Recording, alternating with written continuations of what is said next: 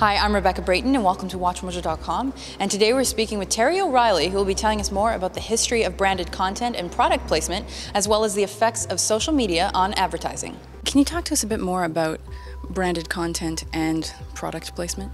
I don't know if you watch Mad Men, but I love that show. Products have a big part in that show. So Jack Daniels is part of the scripts. You see them, there's a lot of drinking goes on in that show, so they're always drinking Jack Daniels. Jack Daniels is paid a lot of money to be part of that script, so there's product placement at work. That is one of the oldest forms of marketing. So when radio first appeared in the 20s and into the 30s, product placement was in all the shows. So in the Jack Benny Show, Amos and Andy, all those great radio shows, they had products woven into the script. So Jack Benny would be doing a comedy routine, then suddenly start talking about Lucky Strike cigarettes right in the middle of the routine.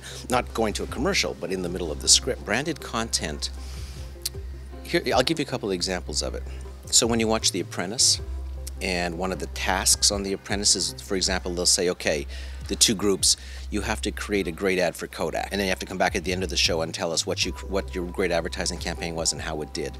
That's branded content. So the whole show is about Kodak, not just a section, or it's not just a Kodak product sitting in a scene. The whole show is about Kodak. So that is what branded content is where the content has been branded completely by an advertiser. I think that's a really successful. I mean, if you could get a half hour in prime time dedicated to your product, that's a big, hit out of the park home run to me.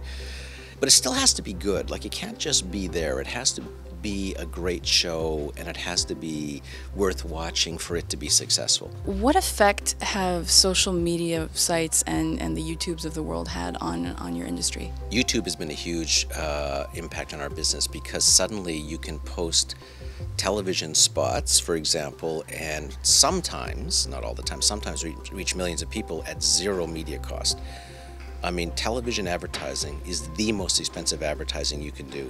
And here is suddenly this vehicle where if you have a great idea and it catches on, you can literally reach millions. So here's an example.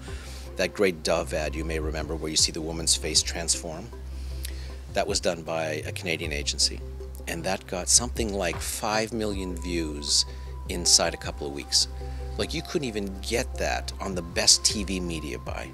So that's how YouTube has impacted advertising, is it gives you an opportunity to reach millions of people at absolutely zero cost other than the production of the spot.